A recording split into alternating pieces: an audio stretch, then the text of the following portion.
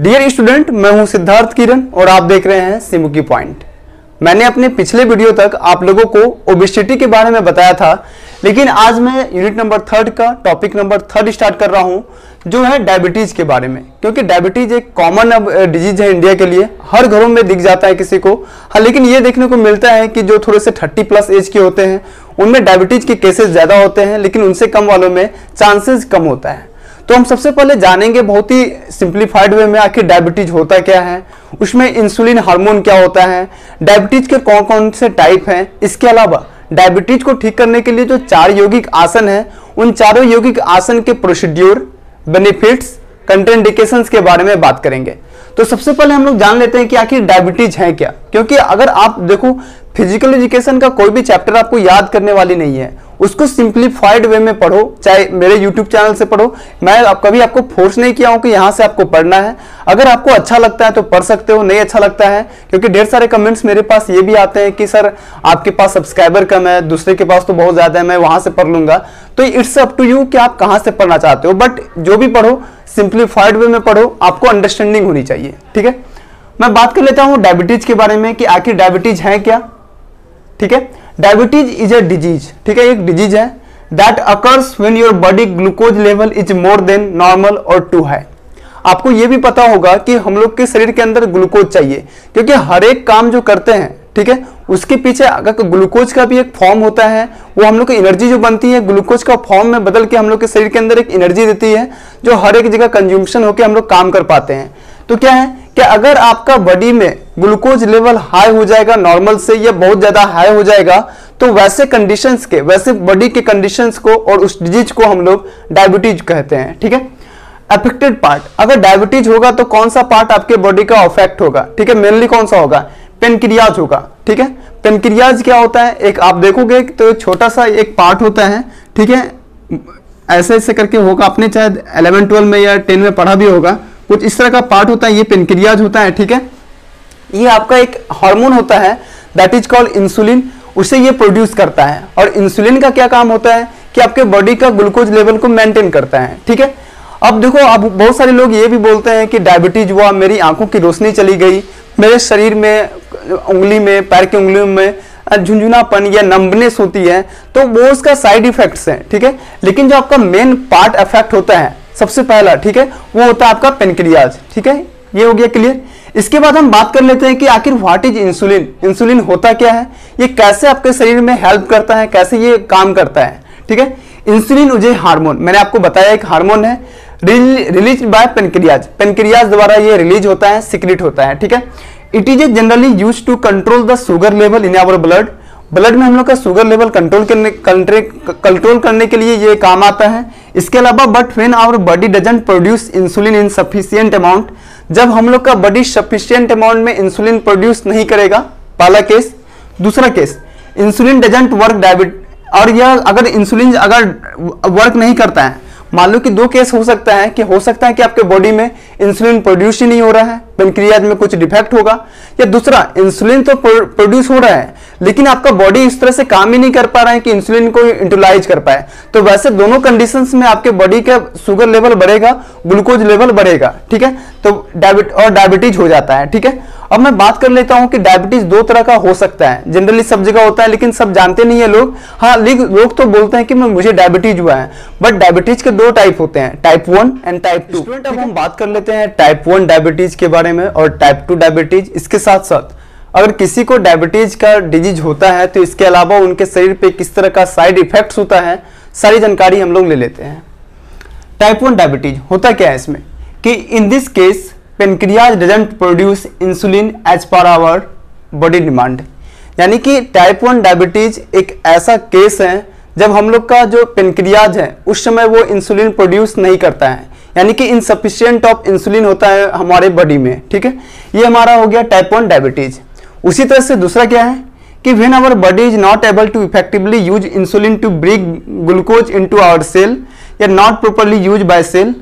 कहने का मतलब है कि पहला केस क्या था कि शरीर में इंसुलिन का प्रोडक्शन या फॉर्म हो ही नहीं रहा है, लेकिन वहीं दूसरा केस होता है जो टाइप 2 डायबिटीज होता है, वहां पर हम लोग के शरीर के अंदर इंसुलिन का तो सिक्रेशन हो रहा है, प्रोडक्शन हो रहा है, लेकिन हम लोग का बॉडी उतना सही तरीके में नहीं है कि उस सारे इंसुलिन को यूटिलाइज कर पाए, या हम लोग का जो यहाँ पे लिखा हुआ है कि वो हमारे सेल तक आ पाए। क्योंकि आप देख रहे हो कि हर एक सेल जो आपके बॉडी का है वो इफेक्टिवली तभी काम करेगा जब उसको सफिशिएंट अमाउंट में ग्लूकोज मिलेगा।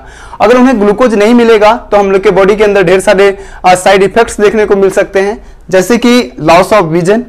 देखोगे कि जिसको भी डायबिटीज का प्रॉब्लम है उनकी आंखों की रोशनी धीरे धीरे घटती जाती है। उसके अलावा रीनल फेल्योर, रीनल कहने का मतलब है कि किडनी फेल्योर, या किडनी में ढेर सारी आपको परेशानी आ सकती है। कार्डियोवैस्कुलर डिजीज यानी कि हार्ट की डिजीज आएगी। देखो उसमें अगर ऐसा प्रॉब्लम होता है तो हार्ट सच में अफेक्ट होता है, क्योंकि आप आस पड़ोस भी ऑब्जर्व करना, मैंने अपने फैमिली में भी ऑब्जर्व किया था, कार्डियोवैस्कुलर डिजीज होती है। ठीक है, इसके अलावा नम्बनेस ऑफ फिंगर, यानी कि आपके फिंगर्स में आपके एक झुंझुनापन होती है, यानी कि नम्बनेस जिसको बोलते हैं वो हो जाती है। तो ये कुछ आपके साइड इफेक्ट्स हैं, चाहे वो टाइप 1 डायबिटीज हो या टाइप 2 डायबिटीज हो। अब मुझे लगता है कि आप अंतर भी समझ गए होंगे टाइप 1 डायबिटीज के बारे में और टाइप 2 डायबिटीज के बारे में। टाइप 1 यानी कि हम लोग का पेनक्रियाज इंसुलिन बना ही नहीं रहा है।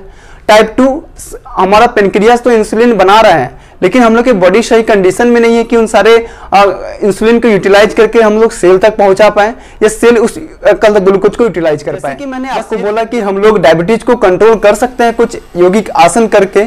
ठीक है, वो योगिक आसन कौन से हैं? पहला है पश्चिमोत्तानासन। ठीक है, कुछ आपको डिफिकल्टीज हो सकती है, मुझे भी डिफिकल्टीज हो रही है बोलने में। ठीक है, तो आप उसको अच्छे से प्रोनाउंस करो। अब लेकिन बेटर क्या है, उसको आप सही तरीके से लिखो, स्पेलिंग सही हो, दैट इज द बेस्ट। ठीक है, इसके अलावा है पवन मुक्तासन, इसके बाद भुजंगासन और मत्स्येंद्रासन। मैं यहाँ पर मत्स्येंद्रासन के बारे में बात इसलिए भी नहीं करूंगा क्योंकि मैंने अपने पिछले वीडियो में इसके बारे में बता दिया है। ठीक है, इसका प्रोसीड्यूर क्या है, बेनिफिट्स क्या है, इसके कंट्राइंडिकेशंस क्या है। ठीक है, वो आप जाकर पिछले वीडियो को मेरा देख लेना। आप लोग डिस्क्रिप्शन में मैं लिंक डाल रहा हूँ, उसको पहले आप लोग देख लेना। ठीक है, अगर मैं इसे भी यहाँ पर कवर करूंगा तो आपके लिए भी थोड़ा लेंदी होगा कि इसका वीडियो हमेशा 25 मिनट्स का क्यों बन जाता है, और मेरे लिए भी होगा कि मैं हमेशा एक चीज को रिपीट क्यों करूं। ठीक है, ये चीजें करना, और हमेशा याद रखना कि अगर मेरा कोई एक चैप्टर को आप लोग देखना चाहते हो, कुछ अच्छा लग रहा है, तो प्लेलिस्ट में जाकर एक तरफ से पूरा वीडियो देखना उस चैप्टर का। अगर आप एक छोड़ोगे, दूसरे के चैनल पर जाकर दूसरा देखोगे, तो आपका कंसेप्ट क्लियर नहीं हो पाएगा, आप परेशान भी हो जाओगे कि मेरा ये चैप्टर कितने दिनों से लटका हुआ है। तो एक करके मैंने प्लेलिस्ट इसलिए भी बनाया, मैंने वहां पे लिखा भी है 1.1, 1.2, कि आप लोग को दिक्कत ना हो, एक सीरीज में आप लोग आगे बढ़ो। ठीक, स्टूडेंट, अब मैं बात कर लेता हूं सबसे पहले योगिक आसन जो आपका डायबिटीज को क्योर करेगा, वो है पश्चिमोत्तानासन। ठीक है, यहां पर मैं इंग्लिश लिखा हूं, इसके बगल में हिंदी इसलिए भी लिखा हूं क्योंकि एक लंबे इंग्लिश वर्ड को आप एक साथ नहीं बोल सकते हो, इसलिए मैंने यहां पे लिखा है कि पश्चिमोत्तानासन। ठीक है, ये आप ऐसे भी इसको याद रख सकते हो। ठीक है, अब मैं बात कर लेता हूं इसके प्रोसीड्यूर के बारे में। ये जो मैं बात कर रहा हूं ये प्रोसीड्यूर है, यानी कि आप पश्चिमोत्तानासन कैसे कर सकते हो। सबसे पहले ये बगल में इमेज दिख रहा है आपको। ठीक है, पहले आप ये अच्छे तरीके से देख लो आखिर कैसे करना है, क्योंकि प्रोसीड्यूर को आप लोग रट नहीं सकते हो जब तक आपके दिमाग में ये नहीं बैठ जाए, ये नहीं इमेजिन हो जाए आखिर होता कैसे है, तब तक आप लोग अपने वर्ड में नहीं लिख सकते हो। क्योंकि जो फिजिकल एजुकेशन जैसे एग्जाम में आपको अपने वर्ड्स का यूज करो, वो बहुत अच्छा भी होता है। जो आपके कॉपी चेक करेंगे वो आपको खुद अच्छे मार्क्स देंगे। ठीक है, अब मैं बात कर लेता हूं इसके पहले स्टेप के बारे में। आपका पहला स्टेप क्या होगा? पहला स्टेप है कि sit on the ground and stretch both the legs outward. ठीक है, मान लो कि आप ग्राउंड पे आपको बैठना है। ठीक है, ऐसे बैठना है, आपका स्पाइन पूरा सीधा होना चाहिए, उसके बाद आपके पैर पूरे सीधे होने चाहिए। ठीक है, हो गया इतना। मान लो कि आपका ये, मैं आपको सिर्फ क्योंकि मैं इसको करके नहीं दिखा पा रहा हूँ क्योंकि ये मेरे पास जगह की कमी है, और इतने मेरे पास वो भी नहीं है कि मैं किसी को कैमरा हैंडल करवाऊं। मैं खुद हैंडल कर रहा हूँ, इसलिए बना भी रहा हूँ, तो मेरे पास तो रिसोर्सेज की कमी है, इसलिए मैं नहीं करके दिखा पा रहा हूँ ये सब। इसके लिए सॉरी है, लेकिन मैं समझाने की कोशिश करूंगा, आप लोग समझ भी जाओगे। ठीक है, आपको बैठना है, स्पाइन आपका सीधा होना चाहिए, हाथ आपका सटे हुए होने चाहिए, उसके बाद आपका पैर पूरा स्ट्रेच होना चाहिए। ठीक है, ये आपका पहला प्रोसीड्यूर हो गया, पहला स्टेप हो गया। उसके बाद दूसरा क्या है? इनहेल, यानी कि आपको सांस लेना है। Raise your hand and bend the body forward, exhaling as per as possible, as far as possible, sorry. ठीक है, आपको क्या करना है? अब आपको हाथ को रेज करना है। ठीक है, अपने हैंड को रेज करना है। ठीक है, रेज करने के बाद आपको इनहेल करके रखना है। ठीक है, इनहेल करना है, रेज को हैंड को रेज करना है। उसके बाद अपने बॉडी को आगे की ओर, यानी कि अपने जो पैर है आपका, यहाँ पर मान लो कि यहाँ पे टो है, तो आपको आगे साइड से जाना है और आपको नीचे जितना पॉसिबल हो सके आप उतना बैंड कर जाओ। उसके बाद थर्ड क्या है, with exhaling try to touch the knee by your foreheads. ठीक है, आपको नीचे डाउन जाना है, अपने आप टो को आप छुइएगा। ठीक है, उसके बाद कोशिश ये करना है कि आपकी जो घुटने हैं, आपकी जो नी है, वो आपके फोरहेड से या आपकी नोज से टच हो, उतना कोशिश करना है। अगर नहीं भी हो पा रहा है तो पहले ही दिन में ये संभव भी नहीं है, आप नेक्स्ट डे ट्राई करना, बट जितनी आप कोशिश कर सकते हो उतना कोशिश करना। उसके बाद क्या है, आफ्टर दैट ब्रीद इन, आपको फिर सांस लेना है। ठीक है, इसके बाद रेज योर हैंड, आपका जो इनिशियल पोजीशन था हाथ ऊपर किया हुआ, उसके उस इनिशियल पोजीशन में आ जाना है। लेकिन जो भी काम करना है आपको बहुत ही स्लोली करना है। जितने स्लोली स्पीड से आप नीचे हैंड को बेंड कर रहे हो उतने ही स्लोली आपको अप भी करना है, कोई इसमें जल्दबाजी नहीं होनी चाहिए। ठीक है, इसको आप एज कुछ लोग बोलते हैं कि इसको 5 से 6 बार करना है, कोई बोल रहे हैं कि 10 से 12 करना है, आप अपने लिमिट के अनुसार, लेकिन एक्सीड मत करना 12 टाइम से ज्यादा। अगर लग रहा है कि 6 बार में करने में मेरा इतना ही है, 6 टाइम्स मैं करके गिव अप कर रहा हूं, तो आप 6 टाइम पे ही छोड़ दो, अगला दिन 7 करने की कोशिश करो। ये आपके ऊपर है कि आपकी कितनी लिमिट है।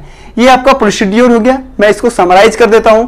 सबसे पहले आपको बैठना है। ठीक है, आपकी स्पाइन सीधी होनी चाहिए, हैंड आपके बिसाइड साथ में सटे हुए होने चाहिए। ठीक है, आपको क्या करना है, पहले सांस ले लो। ठीक है, उसके बाद जब नीचे आप झुकोगे, आपका सांस एक्सेल यानी कि बाहर आपको सांस निकालना है, एक्सेल करना है वो। उसके बाद आपको टोज को छूनी है। उसके बाद कोशिश करनी है कि आपको फोरहेड या आपकी नोज आपकी घुटने यानी कि नी पर आपके आनी चाहिए, बस ये करना है। उसके बाद आपको इनिशियल पोजीशन में आना है। 10 to 12 टाइम्स आप ये कर सकते हैं।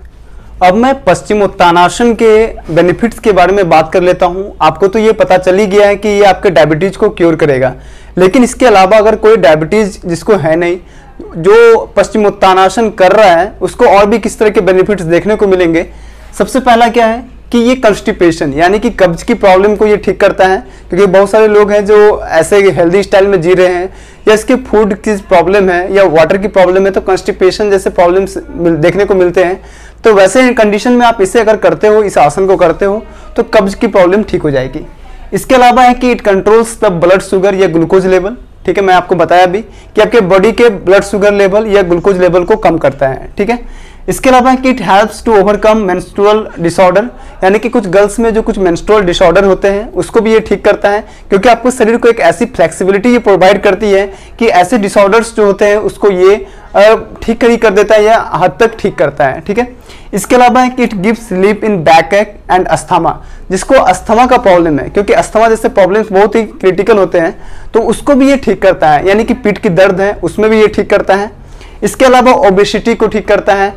फिर इसके एब्डोमिनल कुछ डिजीज है उसको भी ये आपके आसन ठीक करते हैं। यानी कि अगर आपको डायबिटीज है नहीं, कुछ ऐसे प्रॉब्लम्स आपको हैं, तो आप इसे कर सकते हो, ये आसानी से ठीक होगा। ठीक है, इसके अलावा और भी ये है कि स्किन डिजीज को भी ठीक करता है ये, क्योंकि इसके ढेर सारे कहता है आपके पास वो कहता है इसके बेनिफिट्स हैं। मैं यहाँ पर 5-6 लिखता हूँ कि आपके लिए भी ज्यादा नहीं होगा। एग्जाम में आपके एटलीस्ट 3, ठीक है, या मैक्सिमम 5 तक पूछता है। ठीक है, मैं हमेशा 5-6 लिखाता हूँ कि आप लोग 5 याद कर सको। अब मैं बात कर लेता हूं पश्चिमोत्तानासन के कंट्राइंडिकेशंस के बारे में, यानी कि किन लोगों को ये आसन नहीं करना चाहिए। सबसे पहला है कि pregnant women should avoid this आसन। वैसे वुमेन जो प्रेग्नेंट हैं उन्हें ये नहीं करना चाहिए। अगर वो करती भी है तो किसी एक एक्सपर्ट के गाइडेंस में करें, तभी ये आपके लिए सही होगा, नहीं तो ये आपके लिए हानिकारक भी हो सकता है। इसके अलावा पेशेंट्स ऑफ रिस्पिरेटरी डिजीज, क्योंकि बहुत सारे लोगों को, ओल्ड एज वाले लोगों को रिस्पिरेटरी डिजीज होती है और साथ में डायबिटीज भी होता है। ठीक है, तो डायबिटीज उन्हें होता है, तो डायबिटीज के लिए वो ये आसन करने लगते हैं, उनका डायबिटीज भी ठीक नहीं होता है और दूसरा बीमारी हो जाता है। तो वैसे लोग जो रिस्पिरेटरी डिजीज है उन्हें ये नहीं करना चाहिए, क्योंकि ऐसा करने पर और भी बीमारियां हो सकती हैं या साइड इफेक्ट्स दिख सकता है। कि if someone is suffering from enlarge liver और spleen they should never do this asana. याद रखना, अगर कोई लोग हैं जिन्हें उसकी लीवर इनलार्ज हो गई है, बड़ी हो गई है कुछ इन्फेक्शन के कारण, या स्प्लीन भी अगर इनलार्ज हो गई है, तो उन लोगों को कभी ये एडवाइस मत करना। अगर कोई आपके अगल बगल कोई कर रहा है तो इसे मत करने के लिए बोलना, ये बहुत ही डेंजरस हो सकता है ये। ठीक है, इसके अलावा परफॉर्म दिस आसन under expert guidance if you have back और स्पाइनल प्रॉब्लम। अगर आपकी रीढ़ की हड्डी या कुछ बैक में कुछ प्रॉब्लम है तो वैसे लोगों को भी ये आसन नहीं करना चाहिए, क्योंकि ये सारे लोगों को अगर ये आसन करते हैं तो डायबिटीज को उसका ठीक होगा नहीं, इसके अलावा दूसरे प्रॉब्लम्स भी हो सकते हैं। तो ये कंट्राइंडिकेशंस बहुत जरूरी है हर यौगिक आसन के लिए। ठीक है, ये जानकारी अगर होगी तो आप लोग अच्छे तरीके से इसको बीमारी को या लोग इस बीमारी को क्योर कर सकते हैं। स्टूडेंट मैं अब बात कर लेता हूँ भुजंगासन के बारे में, ठीक है। इसका सबसे पहले हम लोग प्रोसीड्यूर जानेंगे, उसके बाद बेनिफिट्स और उसके बाद लास्ट में इसके कंट्राइंडिकेशंस के बारे में जानेंगे। सबसे पहले अगर मैं भुजंगासन के बारे में बताऊं तो प्रोसीड्यूर के पहले आपको ये देखना है कि आखिर ये कैसे किया जाता है। साइड में आपको एक इमेज दिख रहा होगा। सबसे पहले आपको ये मेमोराइज करने अपने माइंड में कि अगर प्रोसीड्यूर याद रहे ना रहे, आपको ये जो इमेज दिख रहा है ये आपके माइंड में होना चाहिए, ठीक है। अगर मैं इसके प्रोसीड्यूर के बारे में बात करूं तो इसका सबसे पहला प्रोसीड्यूर है कि start by lying on your stomach and rest your forehead on the floor. मान लीजिए कि आपका एक ये फ्लोर है, तो सबसे पहले आपको पेट के बल से इस पे लेटना है, ठीक है, ठीक है। और आपका जो फोरहेड है, आपका ये जो आगे वाला पार्ट है, ये आपके जमीन पे सटना चाहिए, ठीक है। आपका ये पहला स्टेप हो गया। उसी तरह से दूसरा स्टेप है कि keeps your leg together and your toes touching the ground, place your hands eight shoulder level and palms on floor. कहने का मतलब है कि आपकी जो लेग्स है दोनों के बीच में कोई स्पेस नहीं होनी चाहिए, वो दोनों सटी होनी चाहिए। इसके साथ साथ आपके जो हैंड्स हैं वो शोल्डर के लेवल पे आपका पीछे होना चाहिए, यानी कि आप सोए हुए मुद्रा में हो, लेकिन अंतर ये है कि आप पेट के बल से लेटे हुए हो। इसके अलावा आपकी पाम्स फ्लोर पे होनी चाहिए। इसके अलावा जो इसका थर्ड प्रोसीड्यूर है कि as you inhale lift your head, chest and abdomen and make sure you keep the hands on the floor. जब आप इसके बाद आपका ये स्टेप तो था कि आप पेट के बल से लेटे हुए हो, उसके बाद आपको हैंड के बल से उठना है। आपकी चेस्ट उठेगी, ठीक है, आपका हेड उठेगा, इसके साथ साथ आपका एब्डोमिनल पार्ट उठेगा और आपका हैंड्स के बल से आप ऊपर आपको उठना है, ठीक है। After holding for some time exhale and come to initial positions. उस देर हेड होल्ड करो आप, जब तक आपकी जो भी लिमिट है, जितने देर तक आप कर सकते हो उसको लिमिट का आपको उसको होल्ड करो। उसके बाद आपको सांस छोड़ देनी है, एक्सेल करनी है, और इसके बाद आपकी जो इनिशियल पोजीशन थी पेट के बल से लेटने वाली, उस पोजीशन में आ जानी है। आपका जो लास्ट स्टेप होता है क्या कि आपको बेटर प्रैक्टिस के लिए, बेटर हेल्थ के लिए आपको ये लिमिट जो तय की गई है वो है 3 to 5 टाइम्स। 5 टाइम्स से आगे ना करें, ये आपके लिए हानिकारक भी हो सकता है, लेकिन एटलीस्ट 5 टाइम्स करें, जो आपको एक अच्छी गुड हेल्थ देगी। इसके साथ साथ आपको और भी चीज़ों में ये हेल्प करेगी। अगर मैं भुजंगासन के बेनिफिट्स के बारे में बात करूं तो इसके ढेर सारे बेनिफिट्स हैं। यहाँ पर मैं आपको टोटल 6 बेनिफिट्स लिखाया हूँ। इसके अलावा मैं हमेशा किसी भी योगिक आसन के 6 बेनिफिट्स लिखाता हूँ, ताकि आप लोग एग्जाम में अगर एक भूल भी जा रहे हो तो 5 एटलीस्ट लिख के आना है आपको।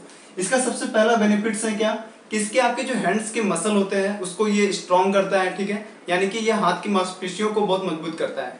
इसके अलावा जैसे कि ये डिसऑर्डर जैसे होती है इंडाइजेशन, अगर अपच की शिकायत है, खाना आपका पच नहीं रहा है या कब्जियत की प्रॉब्लम है, तो वैसे कंडीशंस में भी ये हेल्प करती है आपके इन सारे डिसऑर्डर्स को खत्म करने के लिए, ठीक है। इसके अलावा अगर किसी के बॉडी में कार्डियोवैस्कुलर डिजीज या ब्लड सर्कुलेशन की प्रॉब्लम है, तो वैसे कंडीशंस में भी भुजंगासन ब्लड सर्कुलेशन को ठीक करेगा, यानी कि आपकी जो हेल्दी आपके हार्ट्स को बना के रखेगा। इसके अलावा जैसे कि ये disorder of liver and urinary bladder को भी ठीक करता है, ठीक है। लीवर जैसी प्रॉब्लम्स बहुत ज़्यादा देखने को मिलती है, तो वैसे कंडीशंस में लीवर इनलार्जमेंट या लीवर की और भी जो प्रॉब्लम्स हैं उन प्रॉब्लम को ठीक करेगी, और यूरिनरी ब्लैडर की प्रॉब्लम्स को भी ये क्योर करती है। इसके अलावा मैं आपको जैसे बात कर रहा हूँ मैं डायबिटीज़ के बारे में, तो आपका ये आपके जो बॉडी में ग्लूकोज लेवल या शुगर लेवल को ये मेंटेन करती है, ठीक है। इसके अलावा जैसे कि अब जो भी लोग ओबेसिटी से पीड़ित हैं, क्योंकि मैं ये डायबिटीज के बारे में बात कर रहा हूँ, लेकिन इसका मतलब ये नहीं है कि जो योगिक आसन है ये सिर्फ डायबिटीज को ठीक करेगा, ये आपके ओबेसिटी को भी ठीक करता है, आपकी वेट को लूज करता है और आपका ओबेसिटी कंट्रोल में आता है, ठीक है। ये कुछ थे बेनिफिट्स हमारे भुजंगासन के बारे में। अब मैं भुजंगासन के कंट्राइंडिकेशंस के बारे में बात कर लेता हूँ। आखिर भुजंगासन किन लोगों को नहीं करना चाहिए। सबसे पहला मैं हमेशा आप लोगों को बताया हूँ कि कोई भी एक योगिक आसन है वो प्रेग्नेंट वुमेन को नहीं करना चाहिए।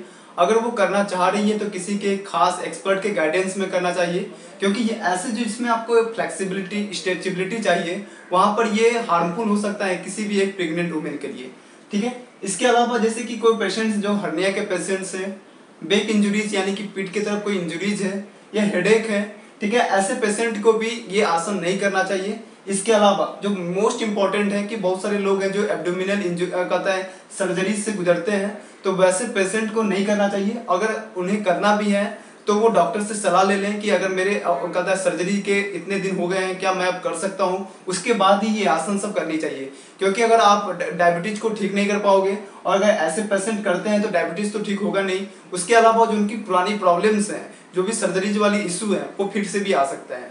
तो ये कंटेंडिकेशंस थे हमारे भुजंगासन के बारे में।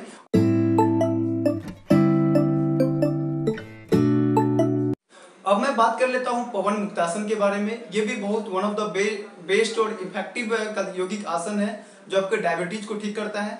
सबसे पहले आप बगल में एक इमेज देख पा रहे होंगे जिसमें आपको पता चल रहा है कि आखिर इसे करना कैसे है, क्योंकि ये प्रोसीड्यूर आपको याद करना नहीं है और मैं कभी सजेस्ट भी नहीं करता हूँ। बेस्ट का आपका तरीका क्या है कि आप उसको जो इमेज दिख रही है उसको मेमोराइज करो। अगर मेमोराइज नहीं हो पाता है, घर पर एक बार दो बार करके देखो, वो याद हो जाएगा कि आपको मैंने ये आसन कैसे किया था। ठीक है, अब मैं बात कर लेता हूँ इसके यौगिक आसन के बारे में। पहला क्या है कि lie down in straight position on your back.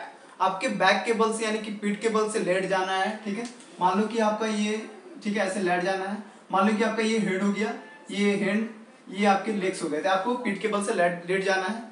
उसके बाद क्या करना है, inhale and raise your legs at 90 degree. आपको फिर क्या करना है, आपकी जो लेग्स थी इसको 90 डिग्री पे ऐसे खड़ा करना है। ठीक है, स्ट्रेट करनी है। ठीक है, इसके बाद क्या है, exhale, bend your legs and try to bring your knees toward your chest. यानी कि आपको मान लो कि आपने पैर ऊपर कर लिया, ठीक है, उसके बाद आपको अपने पैर को बेंड करना है और आपके चेस्ट की तरफ लाना है। ठीक है, समझ पा रहे होंगे कि मैं बोलना क्या चाह रहा हूँ। आपने मान लो कि आप सीधा सोए हुए हो ऐसे, ठीक है, आपने अपने पैर को स्ट्रेट किया, उसको बेंड करना है आपको चेस्ट की तरफ। ठीक है, उसके बाद क्या करना है, clasp your knees by interlocking your fingers. अब मान लो कि आपके चेस्ट पे आ गया वो आपका कदम नी, उसके बाद आपको जो इंटरलॉक फिंगर को इंटरलॉक करके उसको होल्ड करना है, आपने जो नीज को अपने चेस्ट पर लाया है। उसके बाद क्या है, raise your head and made touch your forehead with your knees. मान लो कि आप अपने इंटरलॉक कर लिए अपने फिंगर से नीज को, उसके बाद आपकी जो हेड है, आपकी जो सीड है, वो अभी जमीन पर सटी हुई है। उसके बाद आपको कोशिश करना है कि जमीन के लेवल से आपके हेड को ऊपर करना है और आपकी जो फोरहेड है या नोज है, कभी कहीं फोरहेड बोला जाता है, कहीं नोज बोला जाता है, उसको घुटने से यानी कि नीच से आपको टच करना है। उसके बाद क्या है, डू नॉर्मल ब्रीदिंग। आप जैसा ब्रीदिंग करते हो, ऐसा नहीं कि मैं ये आसन कर रहा हूँ तो मैं तेज ब्रीदिंग करूँ या स्लो ब्रीदिंग करूँ, एकदम नॉर्मल ब्रीदिंग करना है। ठीक है, इस तरह से आप कर सकते हो। नाउ ब्रिंग योर हेड, यानी कि ये तो आपका एक राउंड हो गया। उसी तरह से आप फिर अपने इनिशियल पोजीशन में आना है। सबसे पहले क्या करना है, आपको हेड डाउन कर लेना है। उसके बाद आपकी जो भी लेग्स हैं उसको इनिशियल पोजीशन में ले आना है। बहुत ही सिंपल है। ठीक है, ये आपका 1 राउंड हो गया। इतना जो आप काम किए ये 1 राउंड हो गया और लोग बोलते हैं कि इसे आप 2 to 3 टाइम्स एटलीस्ट करो, ये जरूरी है आपके डायबिटीज को क्योर करने के लिए। ठीक है, आप समझ गए होंगे। मैं यहाँ पे आपको दिखा भी दिया ताकि आप लोग मेमोराइज कर पाओ। अगर मैं पवन मुक्तासन के बेनिफिट्स के बारे में बात करूं तो बहुत ही इफेक्टिव है ये डायबिटीज के लिए। इसके अलावा और भी रोगों से ये बचाता है, ये डिजीज को क्योर करता है। जैसे कि अगर आपको कंस्टिपेशन प्रॉब्लम है यानी कि कब्ज की प्रॉब्लम है तो ये आपके आसन बहुत ही इफेक्टिव है कब्ज के लिए भी। इसके अलावा it helps in releasing gas. और बहुत सारे लोगों को गैस की प्रॉब्लम होती है, गैस बाहर नहीं आते हैं, तो वैसे कंडीशंस में अगर ये आसन आप करते हो तो आपकी ये गैस को रिलीज करेगी। ठीक है, इसके अलावा आपकी अगर आपकी गैस की प्रॉब्लम नहीं होगी, कंस्टिपेशन नहीं होगा, तो वैसे कंडीशंस में आपकी डाइजेस्टिव सिस्टम या डाइजेशन बहुत इंप्रूव होगा और कंप्लीट डाइजेशन भी होगा। इसके अलावा ये इनहेंस ब्लड सर्कुलेशन इन पेल्विक एरिया। आपकी जो पेल्विक एरिया है कमर के पास या कमर के नीचे वाली जो एरिया होती है वो पेल्विक एरिया होती है। अगर आप ये आसन करते हो, ठीक है, तो ब्लड सर्कुलेशन बहुत अच्छा होगा पेल्विक एरिया में। क्योंकि बहुत सारे लोगों को आप देखोगे कि कभी कहीं कुछ देर बैठेंगे तो पैरों में झुंझुनी टाइप की हो जाती है। तो वैसे जो चीज़ें होती है, वैसे जो डिफॉर्मिटीज होती है, ये सारी प्रॉब्लम्स को ये आसन ठीक कर सकता है। इसके अलावा जैसे कि टेंशन होता है लोअर बैक में, ठीक है, आपके बैक में भी बहुत सारे प्रॉब्लम्स होते हैं, कहीं बैठने में, सीढ़ी पे चढ़ने में, उतरने में, तो जो आपकी टेंशन होती है बैक साइड, तो वो टेंशन को भी ये ठीक करती है। इसके अलावा ये आसन बेस्ट माना जाता है अगर आपकी बटक या थाई, ठीक है, ऐसे एरिया में, यानी कि जो आपकी पेल्विक एरिया में अगर ज़्यादा मसल आ गया है या फैट ज़्यादा हो गया है, तो वैसे कंडीशंस में उसको वो कोलेस्ट्रॉल को घटाता है या उसकी फैट्स को वो घटाता है, जो आपकी उस एरिया को एक नॉर्मल शेप देता है। ठीक है, इसके अलावा है कि जैसे ये मैं आपको बात कर रहा हूँ डायबिटीज़ के बारे में, तो ज़रूर है कि ये आपके शरीर में ग्लूकोज लेवल या शुगर लेवल को ये मेंटेन करता है। तो ये थी इसके कुछ 6 बेनिफिट्स। जो आप लोग को एग्जाम में लिखने और एग्जाम पॉइंट ऑफ व्यू से ये पवन मुक्तासन बहुत ही इंपॉर्टेंट भी है, आप इसे याद कर लेना, एग्जाम में ये आता है। ठीक है, अब मैं बात कर लेता हूँ कि पवन मुक्तासन के कंट्राइंडिकेशंस क्या हैं, यानी कि ये जो आसन है किन लोगों को नहीं करना चाहिए। सबसे पहला कि patient suffering from piles should avoid this आसन, यानी कि जो भी पेशेंट है जिन्हें पाइल्स यानी कि हिंदी में बवासीर भी बोलते हैं इसे, वैसे पेशेंट को इसे नहीं करना चाहिए, क्योंकि ऐसे करने पे क्या कि आपका एक कदम जो आपके पेट पर एब्डोमिनल एक प्रेशर क्रिएट करता है जो पाइल्स जैसे बीमारियों को और बढ़ा भी सकता है। ठीक है, इसके अलावा है कि pregnant women should not perform this आसन, क्योंकि हर एक आसन को प्रेग्नेंट वुमेन को किसी गाइडेंस के अंदर करना चाहिए, तभी वो सही रहता है, क्योंकि कितना करना है कैसे करना है वो कोई एक जो एक्सपर्ट होते हैं वही सही तरीके से बता सकते हैं। इसलिए बेटर क्या होगा कि जो भी प्रेग्नेंट वुमेन है उसे ये नहीं करना चाहिए। इसके अलावा कि जो पेशेंट होते हैं हाई ब्लड प्रेशर के, स्लिप डिस्क यानी कि जो स्पाइन होती है, ठीक है, ये जो स्पाइन होती है, स्पाइन में भी किसी किसी के डिस्क की प्रॉब्लम होती है, वो स्लिप कर जाती है, यानी कि थोड़ी सी अपने जो नॉर्मल शेप में वो तरह से चेंज हो जाती है, तो वैसे पेशेंट्स को ये नहीं करनी चाहिए, क्योंकि ऐसे करने पर हो सकता है क्योंकि आपका ये जो पीछे जो स्पाइन है उस पर पूरा आपका इसमें एक प्रेशर पड़ रहा है जो आपके स्पाइन के डिस्क को और भी सेटल होने से लेट कर सकता है, ये और भी खराब कर सकता है। ठीक है, इसके अलावा जिन्हें हर्निया का प्रॉब्लम है वो उन्हें भी ये कतई आसन प्रैक्टिस नहीं करनी चाहिए। ये कुछ थे आसन। अगर मान लो कि आपके एग्जाम में 4 आगे की 4 इसके कंट्राइंडिकेशंस बताओ, तो आप तो जान ही रहे हो ना कि मैंने एक ही सेंटेंस में 3 डिजीज के बारे में बताया है, 1 2 3, तो आपको अलग अलग करके बता देना, लेकिन एग्जाम में क्वेश्चन को अटेम्प्ट करना। ऐसा नहीं है 3 पूछ रहा है मैंने 2 ही बताया तो 2 ही लिख के आ गए। जो मैं यहाँ पे 3 बता रहा हूँ उसको अलग अलग आप कहते हैं पॉइंट देके बना सकते हो, या एटलीस्ट 5 या 3 जो भी रिक्वायरमेंट होगी वैसा आप कर सकते हो। यानी कि ये मेरा डायबिटीज वाला पार्ट कंप्लीट हो गया। और मैं आपको बताया था कि अर्धमत्स्येंद्रासन मैं नहीं बताने वाला हूँ, क्योंकि मैंने पिछले वीडियो में यानी कि जब मैं बात किया था ओबेसिटी की वीडियो में, वहाँ पर मैं बहुत अच्छे तरीके से प्रोसीड्योर, बेनिफिट्स एंड कंट्राइंडिकेशंस के बारे में बताया था। अगर मैं रिपीट करूँगा तो फिर प्रॉब्लम होगा आप लोगों के लिए, मेरे लिए भी। तो इतना ही तक था ये डायबिटीज़ के बारे में। ये कुछ आसन थे जो डायबिटीज़ को ठीक करेगा। डायबिटीज़ के बारे में भी बताया कि डायबिटीज़ होता क्या है। उम्मीद करता हूँ कि आप लोग ये सारी चीज़ें समझ भी गए होंगे। अगर आपको कहीं पर भी कुछ प्रॉब्लम लगता है, मैं आपको हमेशा बोला हूँ कि मेरा चैनल वैसा नहीं है कि मैं पैसे कमाने के लिए यहाँ पर आया हूँ, ढेर सारा व्यूज लाऊंगा, ढेर सारे लाइक्स लाऊंगा तो बहुत अच्छा लगेगा, ऐसा कुछ भी नहीं है। लोग लाने वाले ला भी रहे हैं, बहुत सारे यूट्यूबर हैं जो कुछ गलत सलत जो भी है बताते जा रहे हैं, कुछ गलत थंबनेल यूज करते हैं, लेकिन आप मेरा देखोगे कि मैं किसी भी थंबनेल पे कुछ गलत नहीं लिखता हूँ, कोई भी क्लिक बैट नहीं है। जो मैं बताता हूँ वो मैं बहुत ही क्लियर हूँ, और उम्मीद करता हूँ कि आपकी सारी चीज़ें समझ में भी आती होगी।